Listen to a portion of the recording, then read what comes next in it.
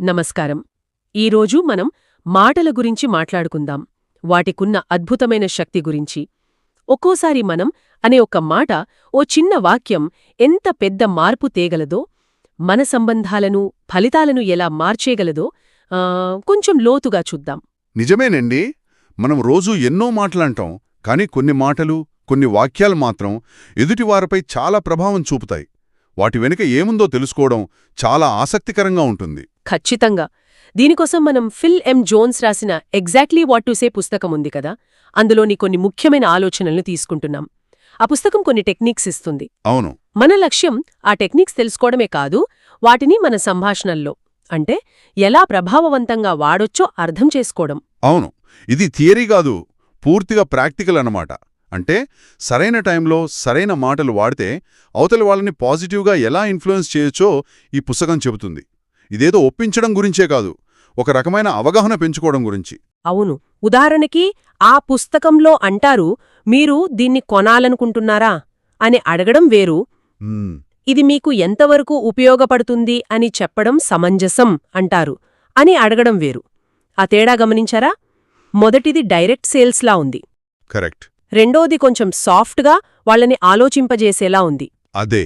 ఆ చిన్న మార్పు వెనుక ఉన్న ఆ వ్యూహమేంటి, దాని ప్రభావమేంటి, ఇప్పుడు చూద్దాం. సరిగ్గా చెప్పారు. అసలు మాటలు పరిస్థితులను ఎలా మారుస్తాయో చూడబోతున్నాం. ఈ పుస్తకంలోని కొన్ని ముఖ్యమైన వాక్యాలు, వాటి వెనుకున్న సైకాలజీ ఏంటో చూద్దాం. సరే మరి, ముందుగా అసలు మాటలకు అంత ప్రాధాన్యత ఎందుకు? పుస్తకంలో అంటారు కదా, మన జీవితాల్ని పరిస్థితుల కన్నా మాటలే ఎక్కువ ప్రభావితం చేస్తాయని. ఇది కొంచెం అతిగా అనిపించట్లేదా? మొదటలా అనిపించొచ్చు, కానీ కొంచెం ఆలోచిస్తే చూడండి, పరిస్థితులు ఎప్పుడూ మన కంట్రోల్లో ఉండవు కదా. ఉండవు, నిజమే. కానీ ఆ పరిస్థితులకు మనం ఎలా రియాక్ట్ అవుతాం, వాటి గురించి ఇతరులతో ఎలా మాట్లాడతాం, అది పూర్తిగా మన చేతుల్లోనే ఉంటుంది. మన మాటలే మన ఆలోచనలకు, ఎదుటివారి పనులకు మధ్య ఒక వారధి లాంటివన్నమాట. అంటే మనం మాట్లాడేదాన్ని బట్టే వాళ్ల రెస్పాన్స్ ఉంటుందన్నమాట. ఇందాక అనుకున్న సేల్స్ ఎగ్జాంపుల్లో లాగా. ప్రశ్న మారితే? అవును, ఫలితం మారొచ్చు. మీరు కొనాలనుకుంటున్నారా అంటే సమాధానం అవును లేదా కాదు అనే వస్తుంది. అక్కడ ఒక ప్రెషర్ కూడా ఫీల్ అవ్వచ్చు. అదే ఇది మీకు ఎంతవరకు ఉపయోగపడుతుందని చెప్పడం సమంజసమే అని అడిగితే అప్పుడు వాళ్ల అవసరాల గురించి మాట్లాడే అవకాశమిచ్చినట్టవుతుంది. వాళ్ల ఒపీనియన్కి వాల్యూ ఇచ్చినట్టుంటుంది.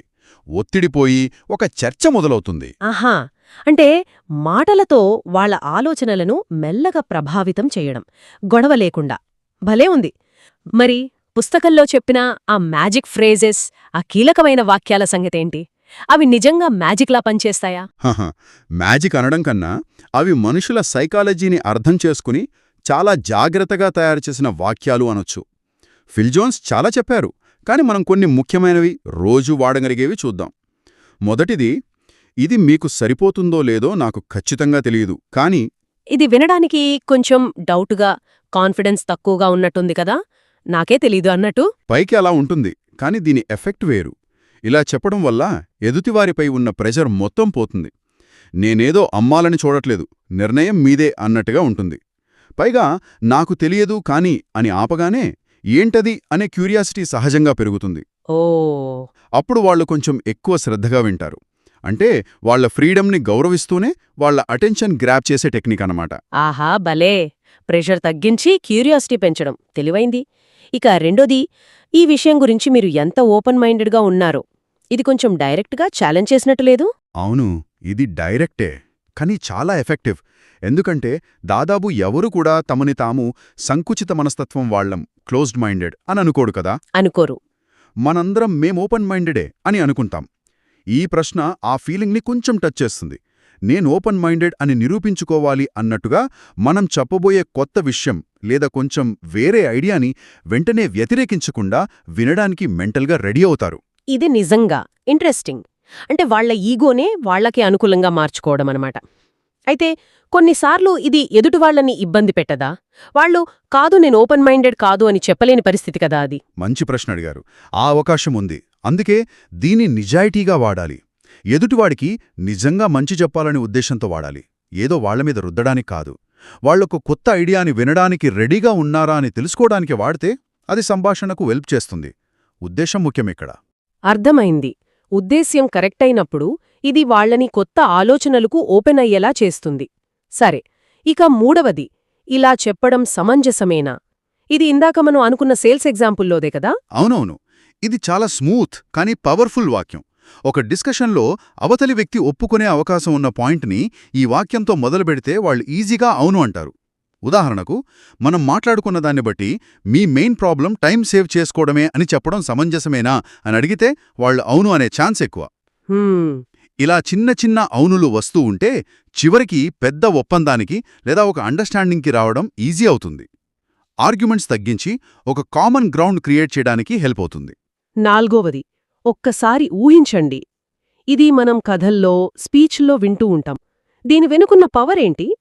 దీని వెనుక ఉన్న శక్తి విజువలైజేషన్, అంటే వాళ్ల మనసులో ఒక చిత్రాన్ని క్రియేట్ చేయడం. మనం ఏదైనా విషయాన్ని కేవలం ఫ్యాక్ట్స్, నంబర్స్తో చెప్తే అది బ్రెయిన్కి వెళ్తుంది. కానీ వాళ్ళని ఊహించుకోమని ఎంకరేజ్ చేసినప్పుడు ఆ ఫీలింగ్ డైరెక్ట్గా వాళ్ల మనసుకు, ఎమోషన్స్కి కనెక్ట్ అవుతుంది. ఇది అర్థమయ్యేలా చేయడాన్ని చాలా రెట్లు పెంచుతుంది. ఇది చాలా పవర్ఫుల్గా అనిపిస్తోంది. ఇక ఐదవది, తరువాత ఏమి జరుగుతుందంటే, ఇది చాలా మామూలుగా అనిపిస్తోంది. దీని స్పెషాలిటీ ఏంటి? మామూలుగా అనిపించినా ఇది కన్ఫ్యూషన్ని, యాంగ్జైటీని తగ్గించడంలో చాలా ముఖ్యం. సంభాషణల్లో, ముఖ్యంగా ఏదైనా డీల్ ఓకే అయ్యాక లేదా ఒక ప్రాసెస్ ఎక్స్ప్లెయిన్ చేసేటప్పుడు ఇప్పుడేంటి, నెక్స్ట్ ఏం చేయాలి లాంటి డౌట్స్ ఉంటాయి కదా అవతలి వాళ్ళకి. ఉంటాయి, అవును. తరువాత ఏం జరుగుతుందంటే, నేను మీకొక ఫామ్ పంపిస్తాను, మీరది ఫిల్ చేశాక అని క్లియర్గా చెప్పడం వల్ల వాళ్ళకొక రోడ్ మ్యాప్ దొరుకుతుంది. ఇది నమ్మకాన్ని పెంచుతుంది, సంభాషణను స్మూత్గా కంక్లూడ్ చేయడానికి హెల్ప్ చేస్తుంది.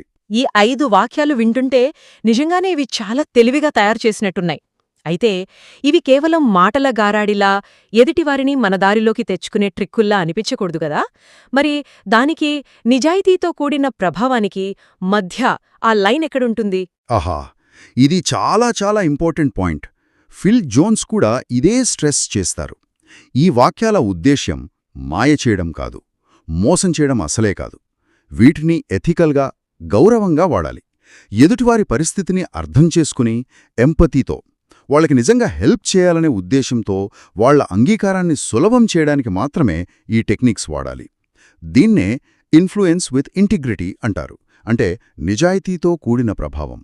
గెలవడం కాదు, అవగాహన పెంచడమే లక్ష్యం. అయితే ఇదంతా మనకు ఏం చెప్తోంది? ఈ ప్రభావం వెనుక, ఈ మాటల వెనుక ఏదైనా సైంటిఫిక్ బేసిస్ ఉందా? ఖచ్చితంగా ఉంది. మనుషులు ఎలా నిర్ణయాలు తీసుకుంటారనే దానిపై జరిగిన రీసెర్చ్ అంతా దీన్ని సపోర్ట్ చేస్తుంది. పుస్తకంలో చెప్పిన ఒక ముఖ్యమైన సూత్రం, ప్రజలు మొదట భావోద్వేగాలతో నిర్ణయాలు తీసుకుంటారు, తర్వాత తర్కంతో వాటిని సమర్థించుకుంటారు. ఓ, అంటే మనసొక నిర్ణయానికొచ్చిన తర్వాతే బ్రెయిన్ ఆ నిర్ణయం ఎందుకు కరెక్టో అని లాజిక్స్ వెతకడం మొదలుపెడుతుందన్నమాట. ఓ, అలాగా. అంటే మనం కేవలం లాజిక్తో, ఫ్యాక్ట్స్తో ఆర్గ్యూ చేయటం కంటే వాళ్ల ఇమోషన్స్ని అర్థం చేసుకుని వాటికి తగ్గట్టు మాట్లాడటం ఎక్కువ ఎఫెక్టివ్ అన్నమాట. జస్ట్ ఇమాజిన్ లాంటివి అందుకే పనిచేస్తాయేమో. సరిగ్గా అదే. అందుకే ఎఫెక్టివ్ కమ్యూనికేషన్ అంటే పదాలు మార్చడమే కాదు, ఎదుటివారి ఫీలింగ్స్, అవసరాలు, భయాలు అర్థం చేసుకోవడం. ఎంపతి చాలా ముఖ్యం.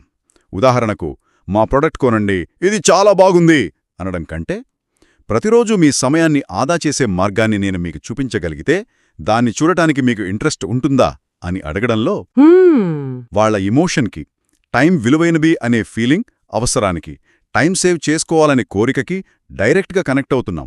ప్రెషర్ లేదు, కేవలం వాళ్ల బెనిఫిట్ గురించే మాట్లాడుతున్నాం. ఇది శ్రద్ధతో కూడిన ఒప్పించే ప్రయత్నం, పవర్ఫుల్ పర్సువేజన్ విత్ కేర్ అనడంలో అర్థం ఇప్పుడు క్లియర్గా తెలుస్తోంది.